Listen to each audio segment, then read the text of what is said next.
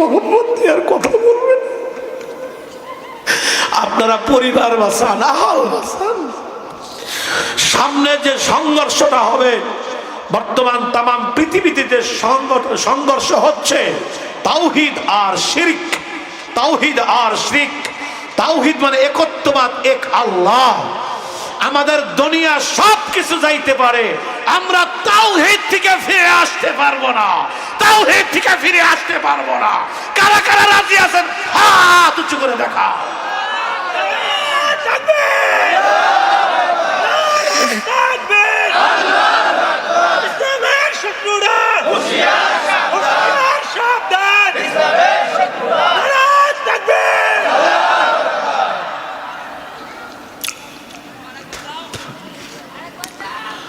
আল্লাহ তৌফিক দান করেন। সাইটে বাচ্চাদের কথা হইতেছে, আব্বা তোমরা কথা বলো না, আমাকে একটু পরিবেশ করে দাও।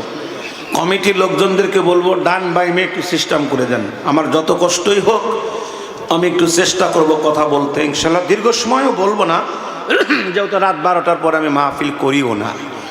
তো সেই সুবাদে মোট 1 ঘন্টা হাতে আমার সময় আছে, ইনশাআল্লাহ। আল্লাহ তার রসুলের জন্য 1টা ঘন্টা আজকে ব্যয় করবো। রাজি আছি না ভাই? ইনশাআল্লাহ। আল্লাহ পাক তৌফিক দান করেন, জোরে বলেন আমিন। আল্লাহ পাক আমাকে এই চোখ দিয়ে এমন মানুষও দেখাইছেন যাদের এক দেশ থেকে আরেক দেশে যাইতে বিমান লাগে না। 2 কদমের রাস্তা, 1 কদম বাংলাদেশে, 1 কদম সৌদি আরবে।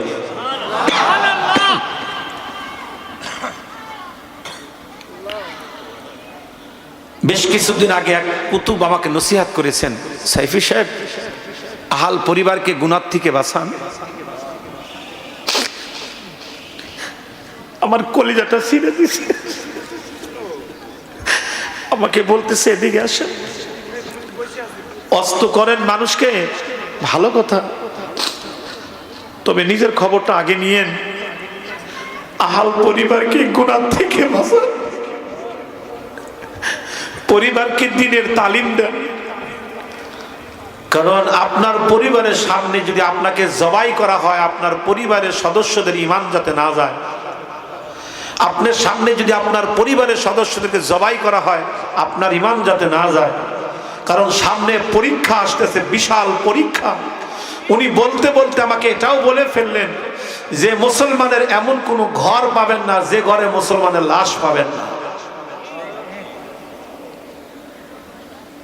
আল্লাহ আমাদেরকে মাফ করে দেন। কয়দিন পরে টের পাইবেন। শুধু এতটুকু বলে গেলাম, অবস্থা ভয়াবহ। গজওয়ায়ে হিন্দ যখন শুরু হবে, দেখবেন এর লড়াই হলো তাওহীদ এবং শিরক।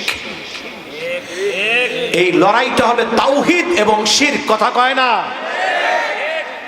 ও গাড়ি সাপাড়ার গুরুদাসপুর সাসকরের মানুষ, আমি মার্কেট নেওয়ার জন্য এই চাষ করে আসিনি, গুরুদাসপুরে গাড়ির সাথে আসিনি।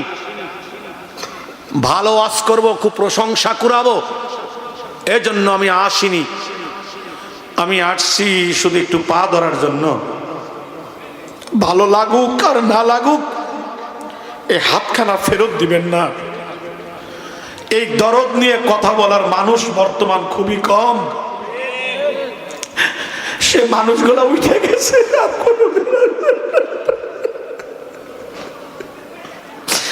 মোহাম্মদ আর কথা বলবেন।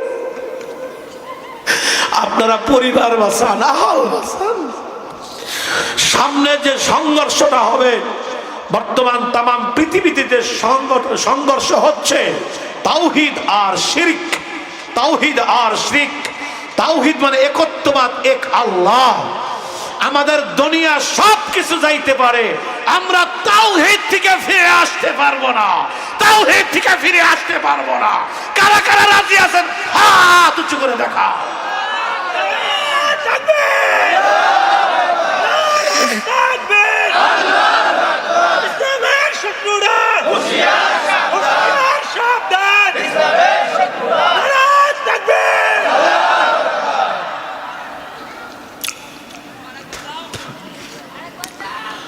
আল্লাহ তৌফিক দান করেন। সাইটে বাচ্চাদের কথা হইতেছে, আব্বা তোমরা কথা বলো না, আমাকে একটু পরিবেশ করে দাও। কমিটির লোকজনদেরকে বলবো ডান বাইমে একটু সিস্টেম করে দেন। আমার যত কষ্টই হোক আমি একটু চেষ্টা করব কথা বলতে, ইনশাল্লাহ। দীর্ঘ সময়ও বলবো না, যেহেতু রাত 12টার পরে আমি মাহফিল করিও না। তো সেই সুবাদে মোট 1 ঘন্টা হাতে আমার সময় আছে, ইনশাআল্লাহ। আল্লাহ তার রসুলের জন্য 1টা ঘন্টা আজকে ব্যয় করবো। রাজি আছি না ভাই? ইনশাআল্লাহ। আল্লাহ পাক তৌফিক দান করেন, জোরে বলেন আমিন। সর্বশেষ কথা হলো 6 মিনিটের ঝাঁকুনি, যেটা আমাদেরকে মেসেজ দিলেন, সেটা হলো কিয়ামত বেশি দূরে না। কথা কয় না? কিয়ামত বেশি দূরে না। আমি হাদিস দ্বারা দলিল দিচ্ছি, এটা আমার কথা না, রাসূলুল্লাহর কথা।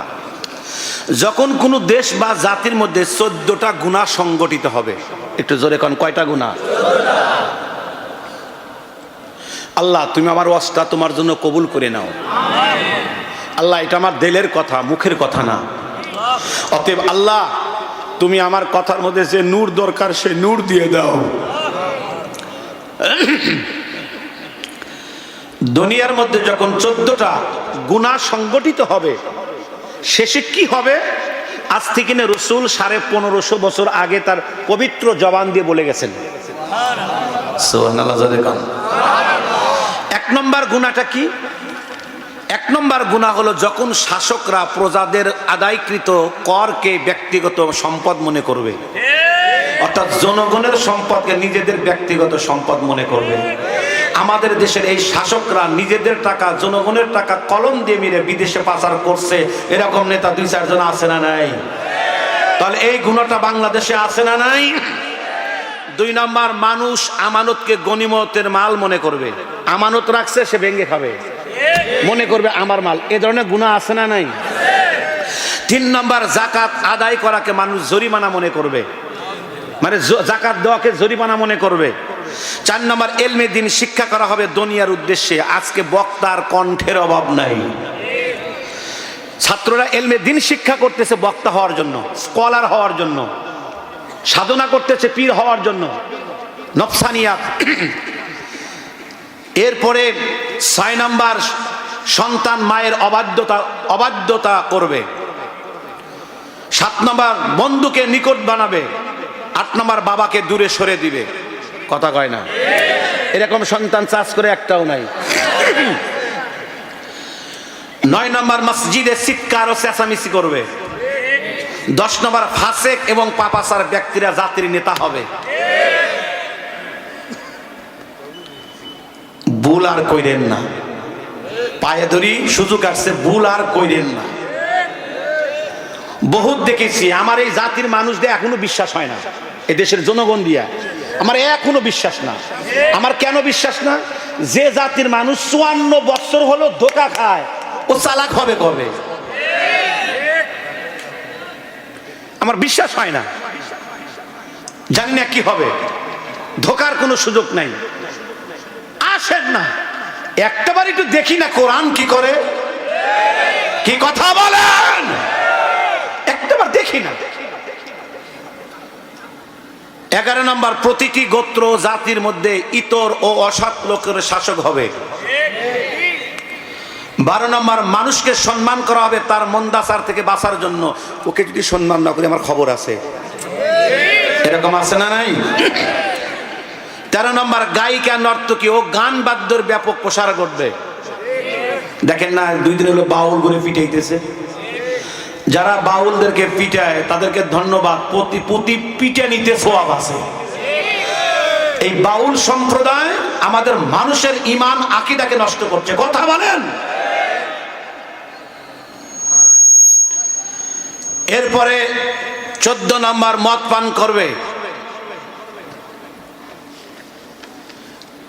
এই 14টা গুনাহ যখন কোন জাতির মধ্যে হবে, রাসূল বলেন সেই জাতিতে কি কি ঘটবে। 1 নম্বর, ফালিয়ারতাকিবু, অপেক্ষা করো, ইনদা যালিকা রিহান হামরাআন ওয়া জালজালাতান ওয়া খাসমান ওয়া মাসকান ওয়া কাযফান। রাসূল বলেন তোমরা অপেক্ষা করো লাল বরণের ঘূর্ণিঝড়, ভূমিকম্প, ভূমিধস, প্রস্তুর বৃষ্টি, মানুষের আকার আকার পরিবর্তন হয়ে যাবে, আগুনের ঝড় হবে। রাসূল বলেন কেমন আসবে? ওয়া আয়াতি তাতাবাউ কা নিজামিন বালিন কুতিয়া সিলকুহু তাতাফাতাতাবাউ। তসবির দানা একদিকে ছিঁড়ে দিলে যেরকম ধারাবাহিকভাবে পড়তে থাকে, রাসূল বলেন মানুষের উপরে এ পরিমাণ বালা মুসিবত ধারাবাহিকভাবে আসতে থাকবে। বৃষ্টি যখন ধারাবাহিকভাবে নামে, এই গুণাগুলি যখন সংগঠিত হবে, সেই জাতির মানুষের উপরে ধারাবাহিকভাবে আপনার আযাব গজব এবং ভূমিকম্প আসতে থাকবে। রাসূল আজ থেকে 1550 বছর আগে বলছেন। আমি জিজ্ঞাসা করতে চাই, বলুন এই 14টা গুনাহ বাংলাদেশে আছে না নাই? এই জন্য আল্লাহ 6 সেকেন্ডের ঝাঁকুনি দিয়েছেন। 6 সেকেন্ডের ঝাঁকুনি দিয়ে আল্লাহ তওবার ইঙ্গিত করছেন এবং কিয়ামত সামনে এটা তার প্রমাণ করছেন। অতএব আমি এই কথাগুলি এই জন্য বলতেছি, এখান থেকে আমাদের বাঁচা দরকার আছে না নাই? এই বাঁচার জন্যই সূরাতুল আহজাবের 71 নম্বর আয়াত। আল্লাহ তুমি কবুল করো। এখন আসেন মূল কথাটা বলে শেষ করব। কি কথা? আল্লাহ বলেন তোমরা যদি সফলতা চাও দুনিয়াতে, কবরে, আখেরাতে, সুবহানাল্লাহ কোন, দুনিয়াতে, কবরে, আখেরাতে তোমরা যদি সফলতা চাও, শুধু সফলতা না, ফাউজান আজিমা, মহা সফলতা, তাহলে তোমাদের দুটি কাজ করতে হবে। 1 নম্বর আল্লাহ, 2 রাসূল। আল্লাহ এবং রাসূলের আনুগত্য করতে হবে। কার আনুগত্য? আল্লাহ এবং রাসূলের আনুগত্য করতে হবে। রাসূলের আনুগত্য কেন করবেন? বলে রাসূলের আনুগত্য করবেন 3 কারণে। একটু সুবহানাল্লাহ জোরে কোন না। রাসূলের আনুগত্য কয় কারণে? 3 কারণে।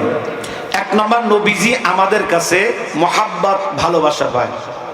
2 ইত্তেবা, অনুসরণ অনুকরণ। 3 আজমত। নবীর অনুসরণ অনুকরণ এই জন্য করবেন, আমার নবীজির চরিত্রটা হলো খুলুকে আজিম। নবীর সুরাত আর সিরাত এর বিবরণ বলার সাধ্য আমার নাই। সুরাত বলতে চেহারা, চেহারাটা কেমন ছিল আমি তাও বলতে পারবো না।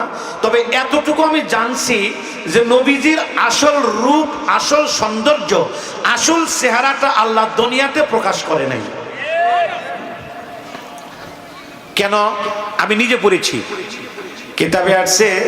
তার একটা কারণ হলো যে মানুষ নবীজির আসল চেহারা যদি দেখতো, এই চোখ বরদাস্ত করতে পারতো না, চোখ গলে যাইত। সুবহানাল্লাহ। আচ্ছা, সেই রাসূলের চেহারাটা কেমন ছিল তাহলে চিন্তা করেন। আম্মা জান আয়েশা বলে ইউসুফ আলাইহিস সালামকে দেখে মিশরের নারীরা আঙ্গুল কর্তন করছিলেন। ওরা যদি আমার নবীকে দেখতো, ওরা নিজেদের কলিজা টেনে টেনে বের করত, ওরা টের পাইতো না। বলুন তো নবীজির চেহারা কেমন ছিল? এর কোনো বিবরণ দেওয়া যাবে? কোন সাহিত্যিক তার কলম দ্বারা লিখতে পারবে নবীজির চেহারা কেমন ছিল? সম্ভব না। 2 নম্বর হলো সিরাত, নবীজির চরিত্র কেমন ছিল, এটা আল্লাহ নিজে সাক্ষী দিয়েছেন। নুন ওয়াল কলামি ওয়া মা ইয়াসতুরুন মা আনতা বিনি'মাতি রাব্বিকা বিমাজনুন ওয়া ইন্না লাকা লাআজরান গায়রা মামনুন ওয়া ইন্নাকা লাআলা খুলুকিন আযীম।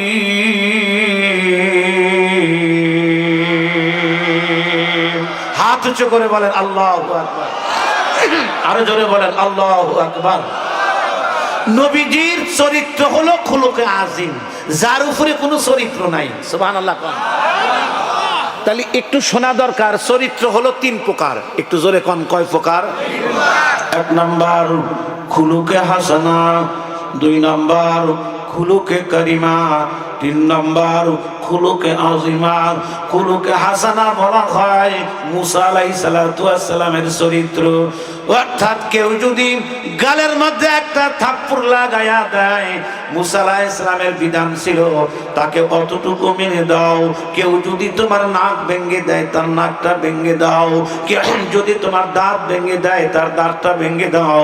অতটুকু যতটুকু তোমাকে সে আঘাত করেছে খুলুকে কারিমা বলা হয়। কেউ যদি তোমাকে গালে থাপ্পড় লাগায় অপর গালটা এগিয়ে দাও, অর্থাৎ প্রতিশোধ নেওয়াটা জায়েজ ছিল না, বরং আরো বলতে হতো ভাই তোমার যত রাগ আছে রাগ পরিপূর্ণ না হওয়া পর্যন্ত তুমি আমাকে পিটন লাগাও।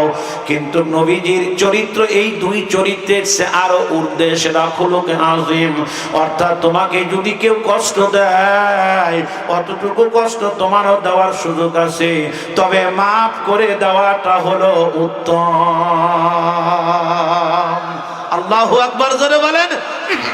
এক কাফের আসছে, নবীজি ঘুমায় আছে গাছের নিচে আরামে ঘুমাইতেছে, তলোয়ারটা ঝুলায় রাখছে। গাসফান নামক এই কাফের তলোয়ারটা নিয়ে আল্লাহ রসুলকে বলতেছেন, এখন তোমারে কে বাঁচাবে মুহাম্মদ, তোমাকে কে বাঁচাবে? আল্লাহ রসুল মুস্কি হাসি দিয়ে বললেন, আমার আল্লাহ বাঁচাবে। এই কথাটা বলাও শেষ, হাত থেকে তলোয়ার পড়ে গেছে। নবীজি তলোয়ার নিয়ে এখনকার তোমারে কে বাঁচাবে, আর কথা বলে না। রসুল বলল, যাও তোমাকে মাফ। কি বুঝলেন? কিতাবে আসছে নবীজি ব্যক্তিগত কারণে কোনো দিন প্রতিশোধ নেয় নাই। আম্মা জান আয়েশা একখানা কথা পড়িয়া কলিজাটা ছিঁড়ে গেছে। আপনারা জানেন নবীজির জীবনে যত আঘাত এসেছে, নবীজিকে জীবনে যত মানুষ কষ্ট দিয়েছে, দুই জায়গার মধ্যে নবী বেশি কষ্ট পেয়েছিলেন। একটা হলো উহুদের প্রান্তর, একটা হলো তায়েবের প্রান্তর। যারা হাজিরা গিয়েছেন নিজের চোখে দেখেছেন।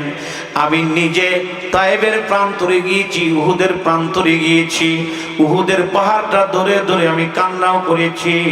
আমার যিনি মুআল্লিম ছিলেন তিনি আমাকে বলল, ভাই এই সৌদি আরবে দুইটা পাহাড়ের রংটা হলো ভিন্ন, একটি হলো উহুদের পাহাড়, এই পাহাড়টা লাল। আমাকে জিজ্ঞেস করলো, ভাই আপনি কি জানেন এই পাহাড়টা লাল কেন? এই পাহাড়টা দেখতে এত লাল মনে হয় কেন? আমি বললাম আমি জানি না, আমি বুঝি না, আপনি বলেন।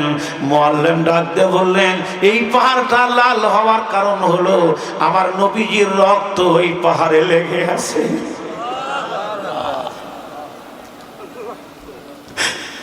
এই পাহাড় নবীজির স্মৃতিকে ধারণ করে আছে।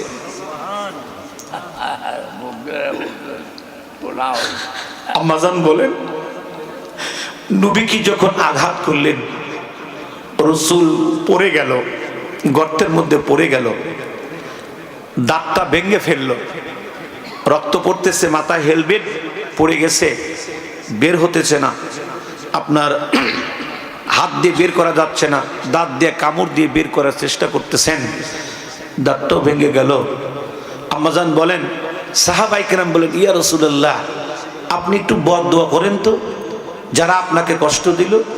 নবীজি বলল, আহ আল্লাহ পাক আমাকে বদদোয়া করার জন্য দুনিয়াতে পাঠায় নাই।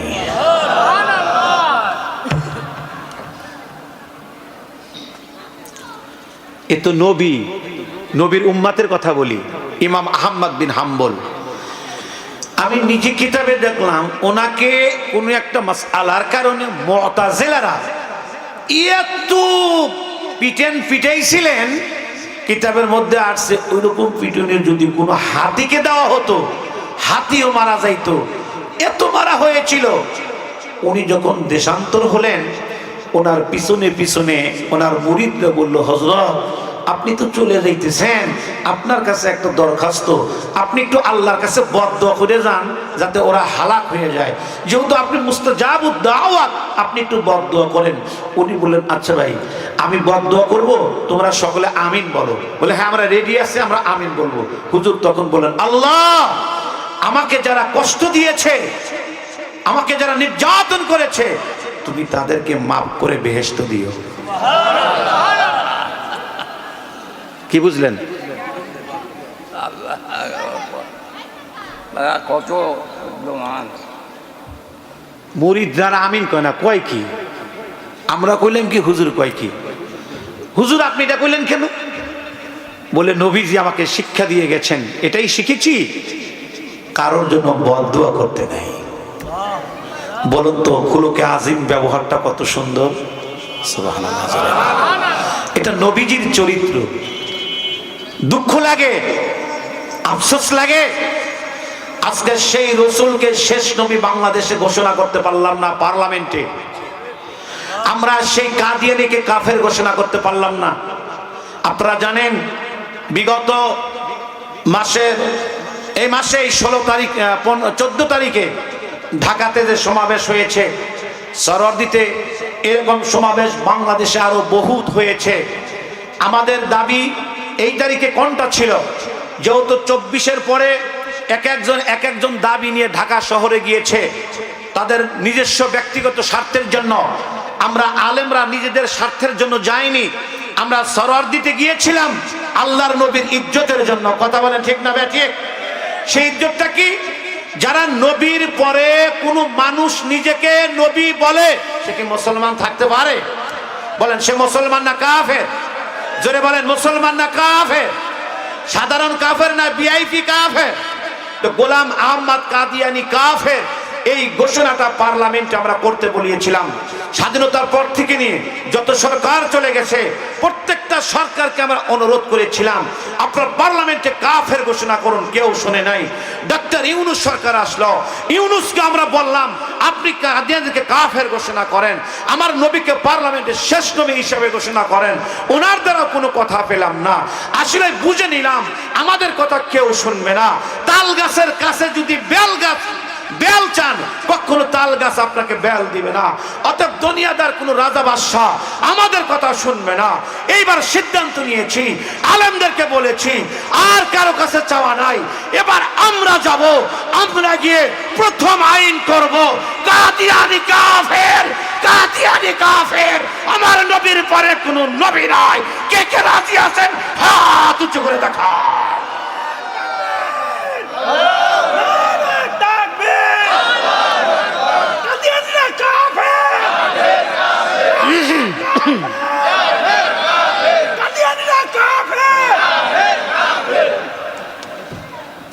আমার কথাটা কি বুঝতে পারছেন? সংক্ষিপ্ত যে কথাটা বলতে চাচ্ছি, নবীর চরিত্র হলো খুলুকে আজিম। সুবহানাল্লাহ কোন। এবার একটু নবীর কথা শুনে কে কাঁদেন একটু দেখি। কোন নবী, কেমন নবী?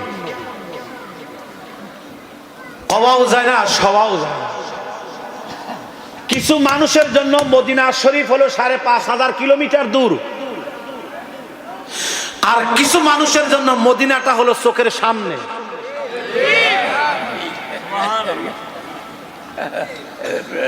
আচ্ছা, আমার এই ভাষাটা কি বুঝতে পেরেছেন? আমার ভাষা বুঝতে কি কোনো সমস্যা হলো? কারোর জন্য মদিনা 5,500 কিলোমিটার দূর, আর কারোর জন্য মদিনা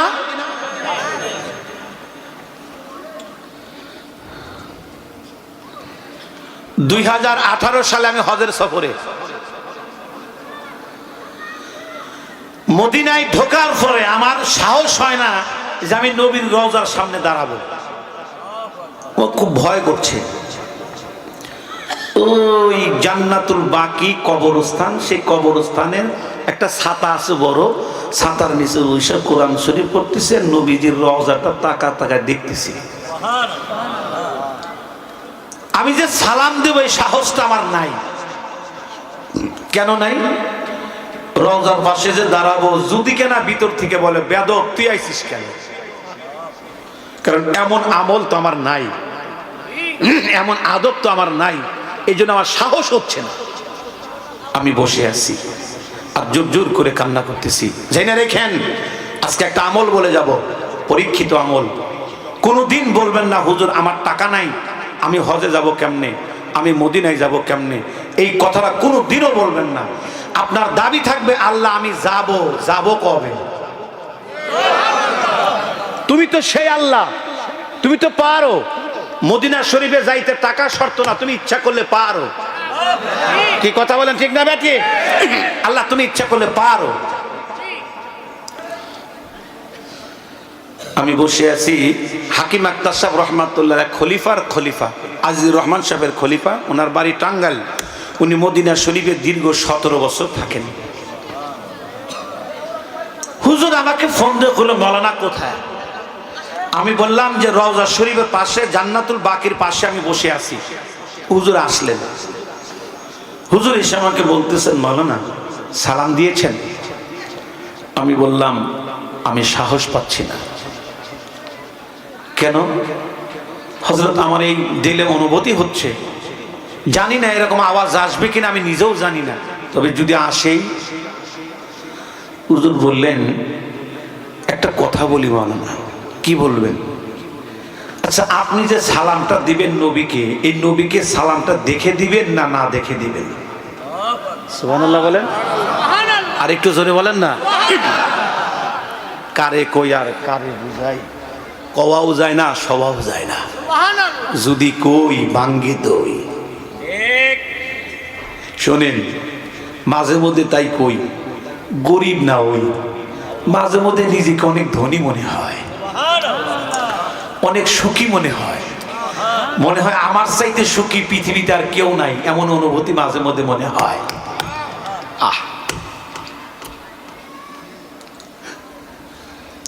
এই চোখ না। যাত্রাবাড়ি শেখ বলেন, যেই চোখ এখনো নবীকে দেখে না, সেই চোখ হতে পারে না। তা আমি দেখলাম যে এত বড় একটা গুরুত্ব কথা, আপনি নবীকে দেখে সালাম দিবেন না না দেখে দিবেন। তা আমি কইছি যে একটু দেখে দিলেই তো ভালো হয়। আমারে কয় যে আপনি যে দেখতে চান, সাহস তো কম না। আপনার চোখটা কি ভালো আছে? আমারে কি বললো, আপনার চোখটা কি? আমি তো বুঝতে পারি না অত দ্রুত। আবার আপনি কি চোখের গুনাহ ছাড়ছেন? আমি বললাম আমার চোখের গুনাহ তো এখনো আছে, আমি তো ছাড়তে পারিনি। হুজুর বলেন, সাইফি সাহেব, যেই চোখ গুনাহ করে সেই চোখ দিয়া নবীরে দেখা যায় না। ডাক দিয়ে বললাম, 5,500 কিলোমিটার দূর এত কষ্ট করে আসলাম, নবীকে না দেখি কি আমি বিদায়? নবীকে না দেখে তো যাইতে চাই না। উনি বললেন, যেই চোখ গুনাহ, ওই চোখটা হলো অন্ধ। আমি বললাম, আপনি আমারে তাহলে তওবা করাইয়া দেন। হুজুর আমার হাত ধরে বললেন, আপনি আমাকে তওবা করাইয়া দেন। এ মুসলমান ভাইরা আমার, প্রেম এমন একটা জিনিস, যদি নবীর মোহাব্বত সিনার মধ্যে থাকে, আপনি পৃথিবীর যেই প্রান্তেই থাকুন না কেন, আল্লাহ সূরাতের মেসালের আকারে নবীকে আপনার সামনে হাজির করবে। তাই দেখে নবীকে হাজির নাজির মনে করেন না। অর্থাৎ আল্লাহ যদি ইচ্ছা করে, আল্লাহ পারে। সুবহানাল্লাহ কোন? তাফসিরে মারিফুল কোরআনের লেখক মুফতি শফি সাহেব রহমাতুল্লাহি আলাইহি, আল্লামা তকি ওসমানী হাফিজাহুল্লাহর বাবা মদিনা শরীফে গেছেন। উনি রওজা শরীফে দাঁড়ায় না, বহুত দূরে শুয়ে আছে। শুয়ে থেকে পাগলের মতো মাঝে মধ্যে এমনি করে তাকায় দেখে, আবার শোয়, আবার মন মানে না, আবার একটু তাকায় দেখে, আবার শোয়। এমনি করে করে ঘুমাইছে। উনি রাসূলুল্লাহ রওজার পাশে যায় না। এত বড় আলেম, পৃথিবীর বর্তমান সবচাইতে বড় আলেম বর্তমান যিনি, আল্লামা তকি ওসমানী, সবচেয়ে বড় আলেম, তার বাবা মুফতি শফি, যেমন বাবা তেমন সন্তান। উনি যায় না, উনি ঘুমিয়ে আছেন। ঘুমের ঘরে দেখে 3 জন তার পাশে। এক সাইডে আবু বকর সিদ্দিক রাদিয়াল্লাহু তাআলা আনহু, এক সাইডে হযরত ওমর ফারুক রাদিয়াল্লাহু তাআলা আনহু, মাঝখানে হলো আল্লাহর রাসূল। আল্লাহর রাসূল সাল্লাল্লাহু আলাইহি সাল্লাম মুফতি শফি সাহেবের পিঠের তলে হাত দিয়া ওনার মাথাটা এই হুজুর সাল্লাল্লাহু আলাইহি সাল্লামের রানের পারে নিয়েছেন। এখন মাথায় হাত দিয়ে বলতেছে, শফি সবাই যায়, আমার রওজার পাশে তুমি যাও না কেন? উনি তখন বলছে, ইয়া রাসূলুল্লাহ, আমার তো আদব নাই, আমি কি করে আপনার রওজার পাশে দাঁড়াবো? আমার সাহস হয় না, আমার সাহস হয় না।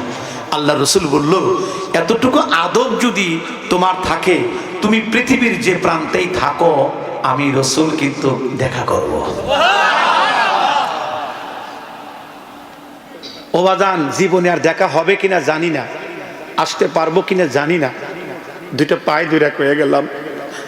ভালোবাসা অর্জন করেন, মোহাব্বত অর্জন করেন। আরে ভালোবাসার ডাক একটা, আর মোহাব্বতহীন ডাক সারা রাত হয় না। আমার এই চোখ দিয়ে এমন পাগল আমি দেখেছি, একবার আল্লাহ আর কারো সারা রাতের আল্লাহ এক হয় না। ছোটকালে যে মৌলানা জামিল সাহেব, আপনাদের গ্রামের সন্তান, এক মাদ্রাসার ছাত্র আমরা ছিলাম।